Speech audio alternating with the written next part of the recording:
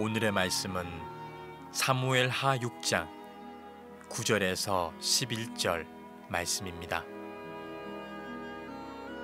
다윗이 그날에 여호와를 두려워하여 이르되 여호와의 궤가 어찌 내게로 오리요 하고 다윗이 여호와의 궤를 옮겨 다윗성 자기에게로 메어 가기를 즐겨하지 아니하고 가드 사람 오베데돔의 집으로 메어 간지라. 여호와의 궤가 가드 사람 오베데돔의 집에 석 달을 있었는데 여호와께서 오베데돔과 그의 온 집에 복을 주시니라. 아멘. 어느 지역에 교회가 있었습니다. 그 교회 옆에 하루는 술집이 개업을 했는데 교회에서는 예배를 드릴 때마다 늘 방해가 되어서 그 술집 때문에 교인들이 기도를 하기 시작했습니다. 그 기도 제목은 하나였는데, 하나님, 저 술집이 문을 닫게 하여 주옵소서, 이런 기도 제목을 가지고 기도를 했습니다. 근데 얼마 지나지 않아서 진짜로 하늘에서 벼락이 치더니 그 술집이 불이 나서 망해버리고 말았습니다. 근데 그 뒤에 문제가 생겼습니다. 그 술집 주인이 법원에 고소를 했죠. 고소 사유가 뭐냐 하면, 저 교회가 우리 술집이 망하게 해달라고 기도해서 불이 나서 망했으니 손해배상을 청구한다, 그런 재판을 했습니다. 그래서 판사가 목사님과 교인들에게 물어봤습니다. 어떻게 생각하냐고. 그랬더니 이 목사님께서 이렇게 말씀하셨다고 그래요. 그거 무슨 말입니까? 기도한다고 진짜 불이 날 것 같습니까? 뭐 이렇게 대답을 하셨다고 합니다. 물론 지어낸 이야기죠. 지어낸 이야기인데, 저는 이 이야기를 이렇게 들으면서 누가 더 믿음이 좋다고 할 수 있을까? 목사님일까? 아니면 술집 주인일까? 오늘 우리는 믿음을 가지고 살아나간다고 하면서도 우리 편의대로 그 믿음의 모습을 바꿔갈 때가 너무 많죠. 그럼 정말 원초적이고 가장 기본적인 믿음을 우리가 지키며 살아가고 있는지 오늘 저는 말씀을 통해 좀 함께 나눠보려고 합니다. 이런 세상을 살아가면 우리를 유혹하는 것도 너무 많고 우리를 힘들게 하는 것도 너무 많은데, 그 상황 가운데서 우리는 하나님이 필요하고 또 하나님께서 함께 하시는 것을 우리가 체험하고 살아야 하는데, 너무도 쉽게 우리는 하나님 대신에 다른 것으로 그 자리에 채우려고 하는 것이 너무 많습니다. 여러분, 하나님 없는 인생은 마치 끈이 풀린 연과 같고 나침반 없이 망망대해를 항해하는 배와도 같습니다.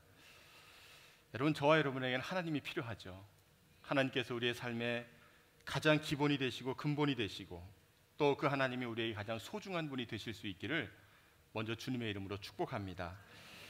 오늘 본문의 말씀을 보면 다윗 왕이 왕 위에 올라서 그가 하고 싶었던 것이 몇 가지가 있었는데, 한 두 가지 정도 그는 먼저 왕이 되면서 하고 싶었던 것이 있었습니다. 첫째는 하나님의 임재를 상징하는 하나님의 궤를 이제 다윗 성으로 옮겨오는 일, 이게 첫 번째로 하고 싶었던 일이고요.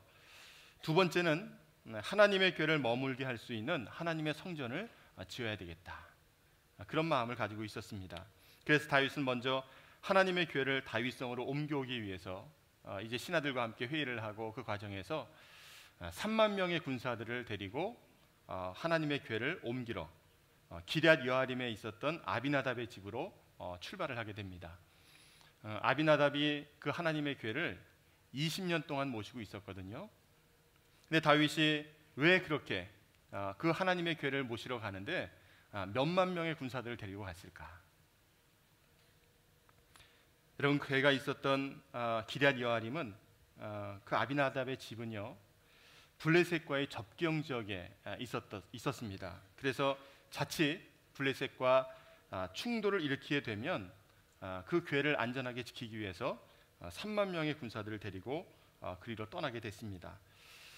이제 하나님께서 주신 그 하나님의 궤를 아비나답의 집에서 다윗성으로 옮기기 위해서 수레의 것을 싣고 출발을 했는데, 아비나답의 두 아들이었던 우사와 아요가 그 수레를 몰게 됐습니다.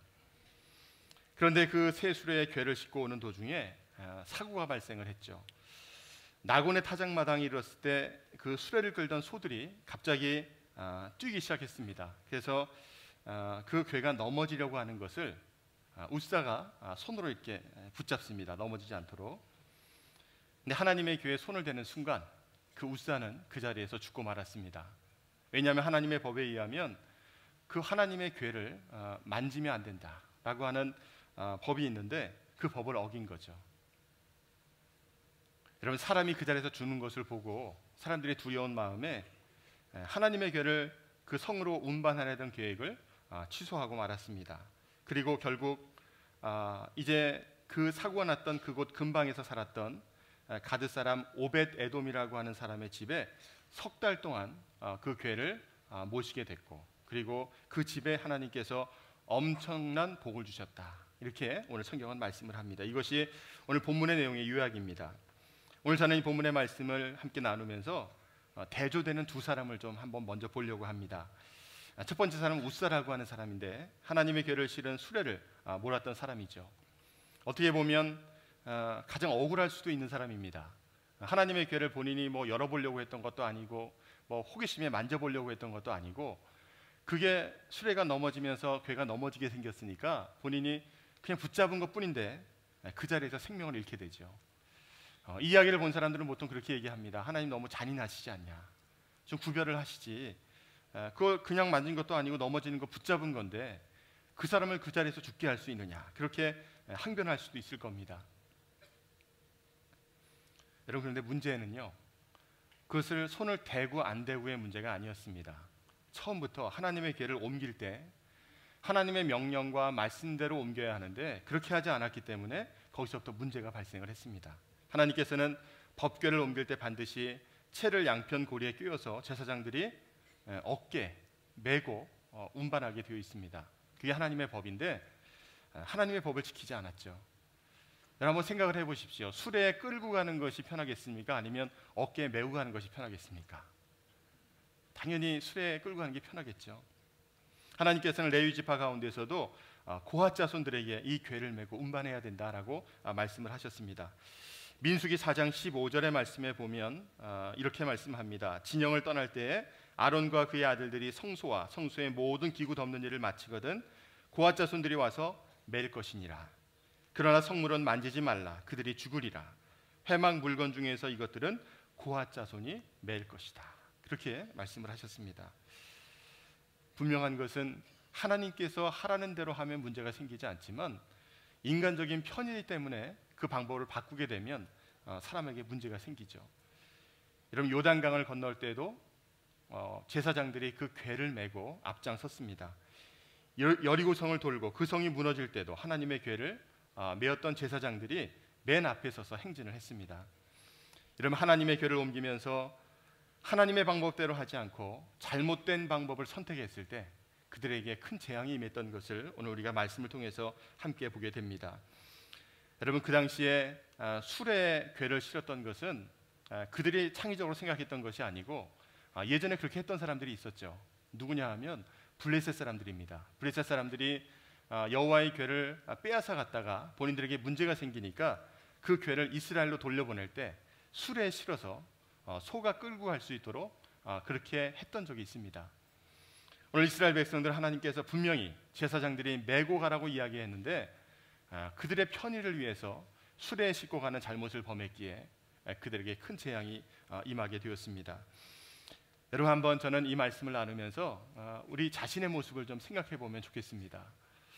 하나님께서 정하신 법이 있거든요.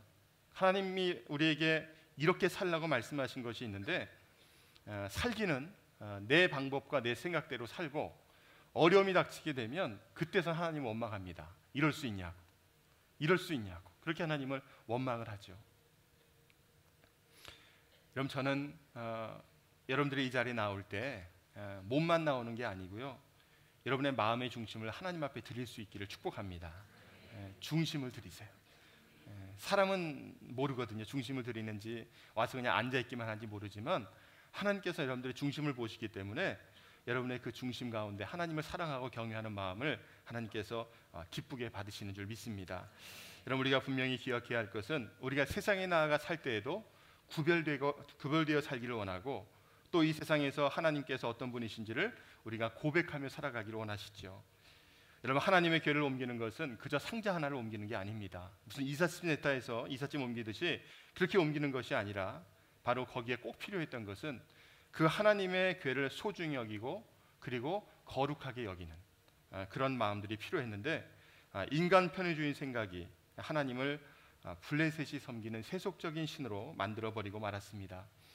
그럼 저는 오늘 이 말씀을 나누면서 이런 비유의 말씀을 드리려고 해요. 운전들을 많이 하시죠. 운전들을 많이 하시는데 운전할 때 혹시 여러분 그 노란색 선 왼쪽으로 다니시는 분 계십니까? 아마 없으실 거예요. 그리고 다니면 사고가 나죠. 근데 우리가 가끔 그렇게 산다는 거예요. 노란색 중앙선이 있는데 이쪽으로 건너가서 이쪽으로 가는 거예요. 그러면 혹시라도 앞에 차가 오지 않고 길에 이렇게 트인 길이어도 불안하지 않습니까? 갑자기 어느 때 차가 나타날지 모르니까. 그런데 그것이 이렇게 굽어진 길이고 언덕길이어도 중앙선을 넘으시는 분들이 있어요. 생명을 거시는 분들이죠. 근데 우리는 세상 살아가면서 그렇게 살아갈 때가 많습니다. 하나님이 정해주신 법이 있고 가야 할 길이 있는데 잘못된 길로 살아가면서 불안해하고 염려하고 걱정할 때가 참으로 많다는 거죠. 여러분, 해결 방법은 간단합니다. 그쪽으로 가지 말고 중앙선 오른쪽으로 가면 여러분 안전하죠. 여러분, 저는 이 시간 하나님께서 우리에게 세상을 살아가면서 두 가지 갈래 길이 있을 때 그 가운데 하나를 선택하라면 여러분 어떤 선택을 해야 할까? 저는 여러분들이 하나님께서 기뻐하시는 선택을 하실 수 있기를 축복합니다. 거기에 평안함이 있고요, 거기에 풍족함이 있고 거기에 우리에게 기쁨을 주신 은혜가 있는 줄 믿습니다. 저는 오늘 이 말씀을 함께 나누면서 우리에게 어려움이 다가올 때 하나님을 원망하기에 앞서서 내가 정말 하나님께서 보시기에 합당하게 살아가고 있는가, 하나님께서 원하시는 삶을 내가 살아가고 있는가, 이런 것을 먼저 돌아보실 수 있기를 바랍니다. 저희는 이제 간혹 성도들과 이렇게 연락을 하거나 같이 신방을 할 때가 있는데 주일 이렇게 교회를 잘 못 오시는 분들이 있어요. 그래서 저희가 그분들한테 이 주일 성수에서 말씀을 드리면 뭐라고 말씀을 하시냐면 시간 되면 오시겠대. 시간 되면 교회를 제가 바빠서 못 가고 시간 되면 한 달에 한 번이든지 뭐 1년에 몇 번이든지 그때 오시겠다 그렇게 말씀을 하세요. 근데 제가 그때 가진 생각이 뭐였냐면 하나님 앞에 드려야 되는 건 쓰고 남은 걸 드리는 게 아니고요, 소중한 걸 먼저 드릴 수 있는 게 믿음입니다. 나중에 내가 남으면 드리고 내가 쓰다가 부족하면 못 드리고 이게 아니고 일단 하나님 앞에 소중한 것을 먼저 드리는 게 믿음이에요.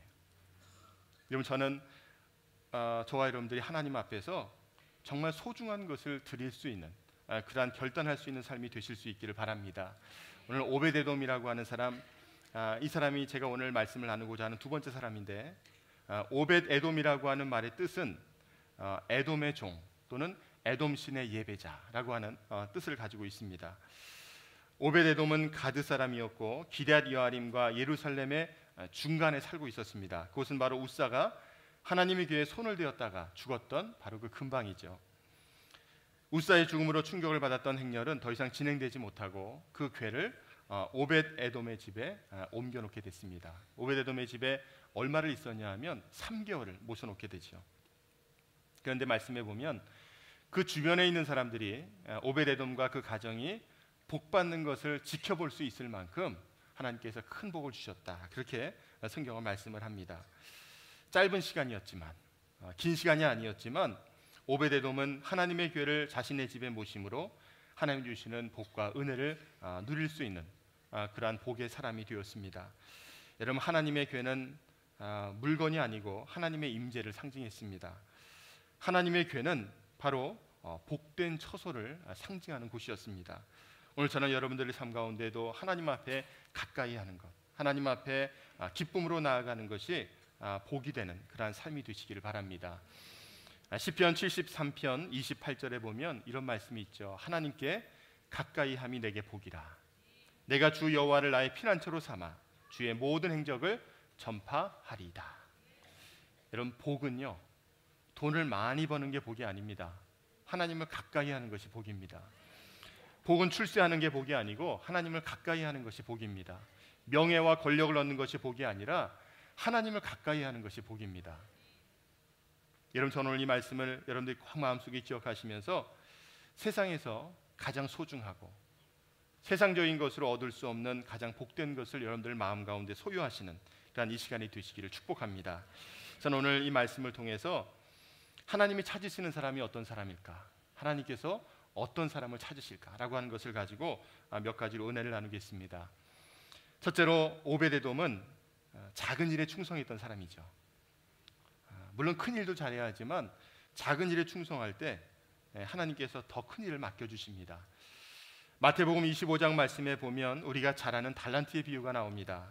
종들에게 그 재능대로 달란트를 맡기는데 한 사람한테는 주인이 먼 나라로 가면서 5달란트, 2달란트, 1달란트 이렇게 맡깁니다.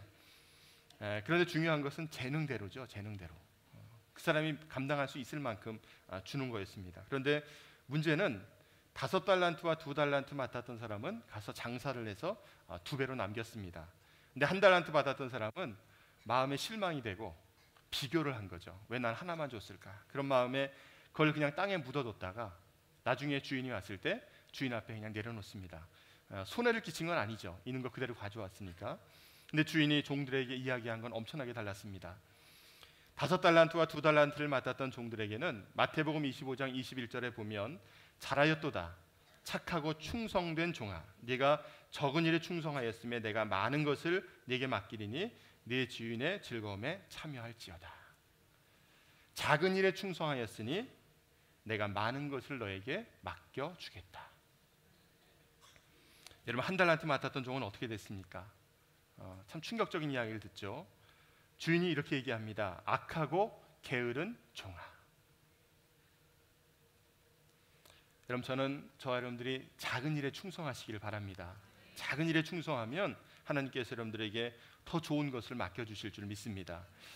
여러분, 우리 교회가 이 본당 예배당이 입당을 한 게 2007년도입니다. 벌써 한 7년 가까이 돼가는데 2007년 10월 달에 여기서 첫 예배를 드렸어요.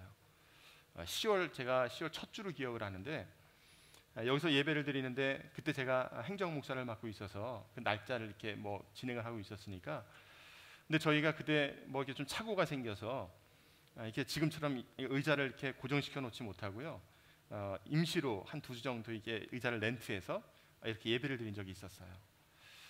근데 그날 아침에 제가 새벽 예배 마치고 일찍 본당에 가서 좀 점검할 게 있어서 왔는데, 왔다가 저보다 먼저 오신 분을 발견을 했어요. 남자 집사님 한 분하고 여자 집사님 한 분께서 청소를 하고 계셨어요, 교회를. 그때가 아마 새벽 7시도 안 됐을 때 같은데, 남자 집사님은 걸레를 하나 들으시고 이 위에 그 강대상을요 엎드려가지고 다 닦고 계셨어요. 이 전체를요 다 닦고 계시고, 그 여자 집사님께서는 의자를 닦고 계셨어요. 근데 제가 보니까 두 분이 부부도 아니시고 같이 이렇게 합의해서 오신 것도 아닌 것 같아요. 각자 왔는데 만나신 것 같아요. 제가 그 모습을 보면서 그런 생각을 했습니다. 누가 시킨 것도 아닌데, 그리고 어제 교인들이 와서 다 대청소를 하고 갔는데 본인 마음에 첫 예배를 드리기 전에 쓸고 닦고 싶으셨던 것 같아요. 그래서 아침에 와서 닦는 모습을 보면서 사람인 목사가 봐도 참 마음이 이렇게 기쁜데 하나님 보시면 얼마나 기쁘실까. 여기도 그분 두 분 중에 한 분이 와 계세요. 누구라고 말할 수는 없는데 와 계십니다. 그럼 사람들은 사소한 일을 맡기잖아요. 그러면 화를 낼 때가 많습니다. 내가 누군데 이런 사소한 일을 맡기냐. 나한테는 큰 일을 맡겨야지 이런 사소한 일을 맡기냐고 이야기하는 사람도 있고요. 또 어떤 사람이 이렇게 얘기합니다. 다른 사람한테 맡겨도 될 일을 왜 굳이 나한테 이걸 시키냐고. 저 집사님은 한가하고 할 일도 없는데 왜 꼭 바쁜 나를 불러서 이걸 시키냐고 그렇게 말씀하시는 분도 있습니다. 근데 하나님께서는 여러분들에게 뭐라고 말씀하시냐 하면요, 이렇게 말씀하고 계세요. 사랑하는 아들아, 사랑하는 딸아, 네가 이것을 해줄 수 있겠느냐. 그렇게 말씀을 하시거든요. 여러분, 이용규 선교사님이 쓴 내려놓음이라는 책이 있습니다. 다 읽어보셨겠지만 그 책 내용 가운데 그런 내용이 나와요. 이용규 선교사님이 미국에서 유학을 할 때 한 선교사님을 후원한 적이 있습니다. 그 선교사님은 인디언 지역에 가서 이렇게 인디언 보호 지역에 선교하시는 분이셨는데 그분을 위해서 기도하고 물질을 후원을 했습니다. 그 선교사님의 이름은 장두훈 선교사님이신데 이제 여름이 되면 그곳으로 단기 선교도 갈 예정이고 다 계획을 하고 있었는데 어느 날 갑자기 충격적인 소식을 듣게 돼요. 그게 뭐냐 하면 그 장두훈 선교사님이 교통사고로 순교하셨다. 이런 소식을 듣게 됩니다.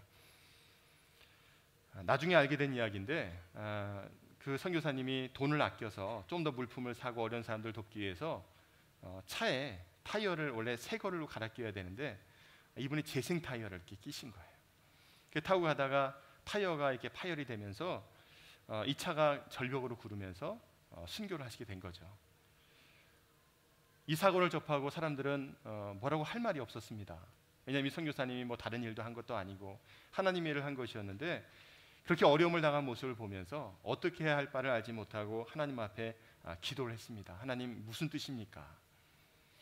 그러면 사람 생각에는 이게 답을 주실 줄 아는 거예요. 다 이런 이유가 있다라고 얘기할 줄 알았는데 하나님께서는 기도하는 사람들에게 눈물을 주시고 그리고 그 이영규 선교사님에게 이렇게 이야기를 하셨대요. 너 혹시 두훈이 대신에 그곳에 가줄 수 있겠느냐? 그렇게 얘기를 하시더래요. 왜 세상 떠나는지는 설명해 주시지 않고 네가 좀 대신 가줄 수 있냐고 물으시더라는 거예요. 그때 이영규 선교사님이 이렇게 대답을 했습니다. 하나님, 그곳에 재워줄 곳이 없을지라도 그 땅 사람 중에 우리를 맞아줄 사람이 없을지라도 그곳으로 가겠습니다. 왜냐하면 그곳에 무고하게 흘려진 핏값이 어떤 것인지 보아야 하기 때문입니다. 여러분, 하나님께서는 이 시간도 부드러운 음성으로 저와 여러분들을 부르고 계십니다. 사랑하는 아들아, 사랑하는 딸아, 네가 이걸 좀 해줬으면 좋겠구나. 여러분, 끝까지 거절하면 어떻게 될까요? 난 절대로 못한다고 끝까지 거절하면 어떻게 될까요? 끝까지 거절하면 하나님이 다른 사람들을 통해서라도 일하십니다.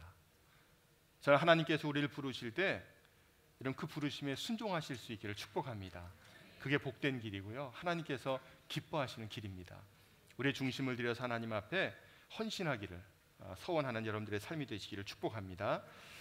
두 번째로 오벳에돔은 다른 사람이 꺼려하는 일을 이제 감당했던 사람이 바로 오벳에돔이었습니다. 아비나답의 집에 20년이나 보호되었던 하나님의 궤가 다윗에 의해서 옮겨지던 중에 사고가 났죠. 그리고 사람이 세상을 떠나게 됩니다. 두려움 앞에서 떨고 있고 이를 어떻게 수습해야 할지 알지 못하는 상황이었고 다윗조차도 이제 두려운 마음에 일을 처리하지 못하고 있을 때 어느 누구 하나 선뜻 이 궤를 맡겠다고 하는 사람이 없었습니다. 왜 그러냐 하면 자기도 이 궤를 맡았다가 그 우사처럼 그런 일을 당할까 봐 두려운 마음에 아무도 못하고 있었죠. 아무도 나서지 못하고 있었는데 그때 다른 사람이 다 꺼려했던 그 일을 감당했던 사람이 바로 오벳에돔이라고 하는 사람입니다. 여러분, 하나님께서 나에게 무엇인가 맡겨주실 때 여러분, 하나님 앞에 이렇게 이야기하지 않습니까? 왜 접니까? 왜 저입니까? 이 왜 접니까? 라고 하는 건요, 두 가지의 뜻을 가지고 있어요. 어떤 분이 이렇게 얘기하시죠. 이렇게 많고 많은 사람 가운데서 왜 하필이면 절 골라서 괴롭게 하시냐고 이렇게 말씀하시는 분이 있어요. 두 번째 분은요, 하나님 이렇게 사람이 많은데 저를 불러주시고 저한테 맡겨주셔서 너무 감사합니다. 이런 분이 계십니다. 여러분, 어떤 마음으로 살아가시겠습니까? 마가복음 15장에 보면 예수님께서 십자가를 지시고 골고다를 오르실 때 모습이 나옵니다. 너무 무거워서 십자가를 지고 가시다가 쓰러지시죠. 더 이상 메고 갈 수 없으니까 대신 십자가를 진 사람이 나옵니다. 21절 말씀에 보면 마침 알렉산더와 루포의 아비인 구레네 사람 시몬이 시골로서 와서 지나가는데 저희가 그를 억지로 같이 가게 하여 예수의 십자가를 지우고. 여러분, 로마의 군병들이요, 예수님이 더 이상 십자가를 지고 갈 수가 없으니까 그냥 한 사람을 골라서 십자가를 지게 했어요. 그 사람이 누구냐 하면 구레네 사람 시몬입니다. 여러분, 구레네는 아프리카에 있는 상업도시입니다. 그 사람이 예루살렘까지 온 거예요. 유월절을 지키기 위해서 왔는데 그가 그 십자가를 지게 됐습니다. 한번 생각해 보십시오. 그 구레네 사람 시몬이 어떤 마음이었을까? 제가 생각할 때는 본인이 자원하진 않았고요. 이유는 한 가지인데 아마 저처럼 좀 건장했던 것 같고, 그리고 앞에 서 있었을 것 같아요. 하필이면 앞자리에 있어서 예수님이 쓰러진 앞자리에 있으니까 그 사람을 이제 불러내서 지게 한 건데 아마 그때 마음은 그랬을지 몰라요. 내가 오늘 참 재수가 없다, 뭐 이러지 않았을까 몰라요. 왜 하필이면 내가 이 십자가를 지게 됐을까? 십자가는 수치와 부끄러움의 상징인데 정말 그 십자가를 진다는 것은 그 가문의 수치인데 내가 십자가에 못 박히는 건 아니지만 그 십자가를 진다라고 하는 것이 얼마나 괴로웠겠습니까? 여러분, 우리가 여기서 기억해야 될 것은 예수님을 죽는 자리까지 따르겠다고 했던 제자들도 예수님을 버리고 다 도망갔습니다.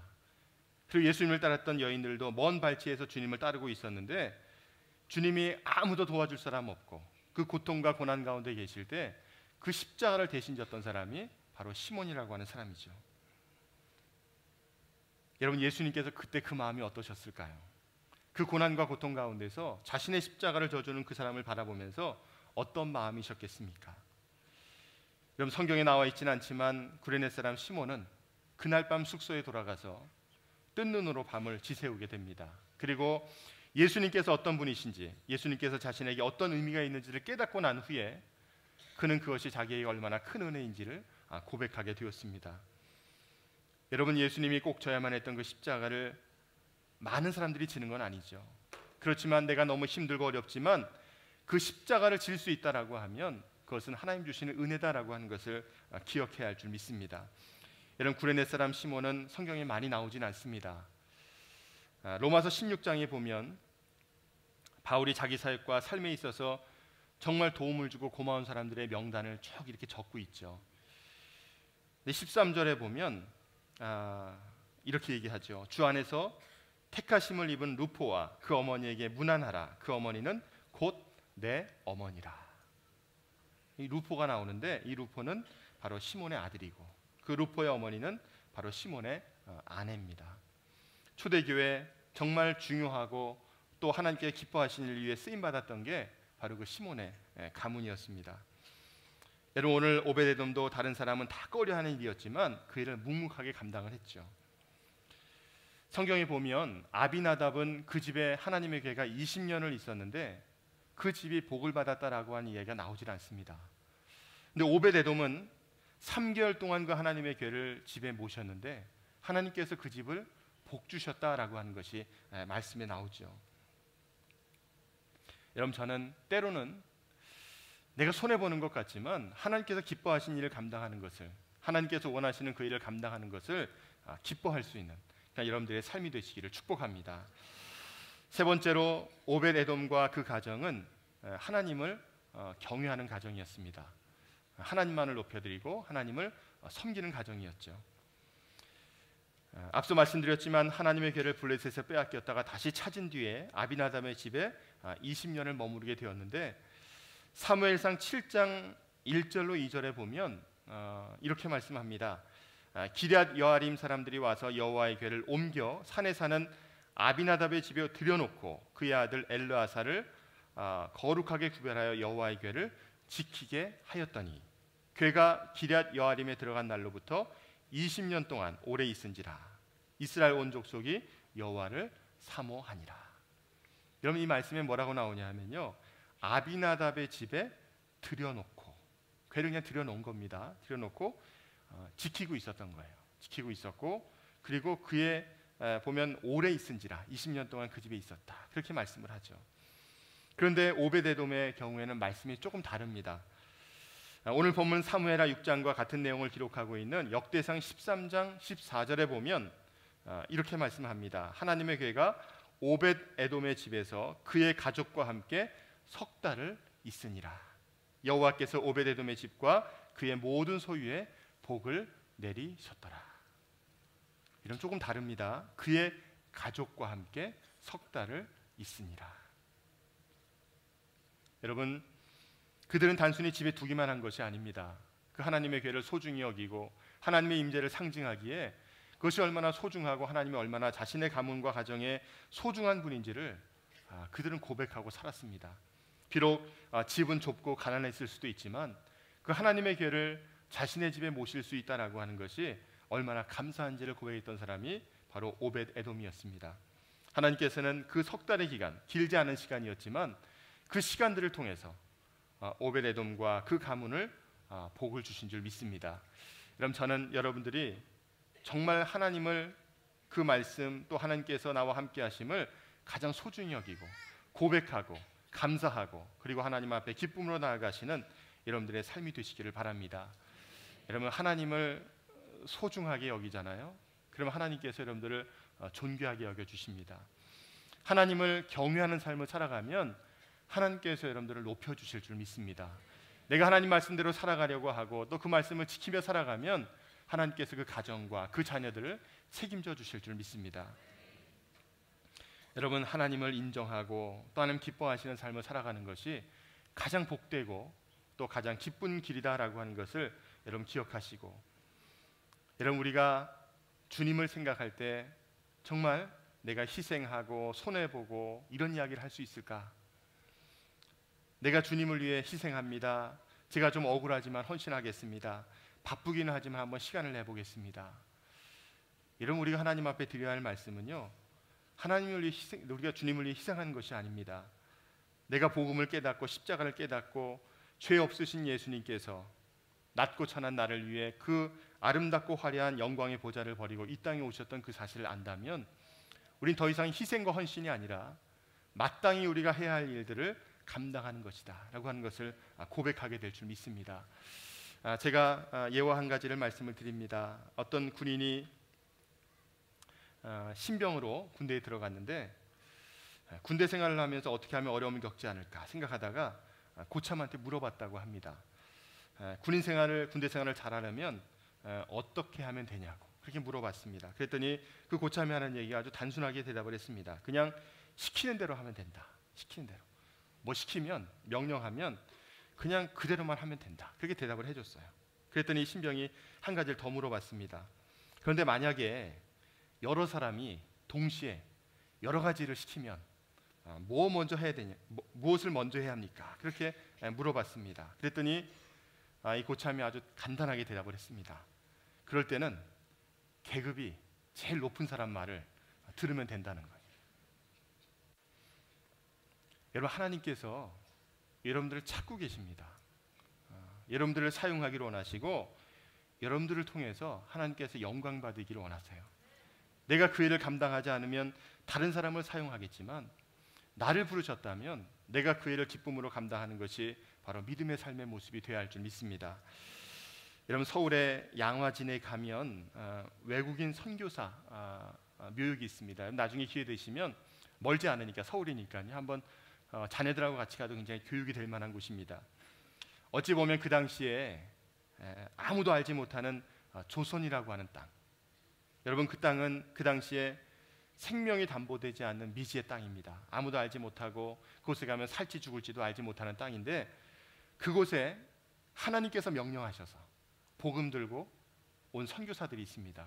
꽃다운 나이에 20대 선교사들이 와서 이 땅에서 순교하기도 하고 평생을 이 땅에서 섬기다가 세상 떠난 선교사님들이 묻혀 있는 곳입니다.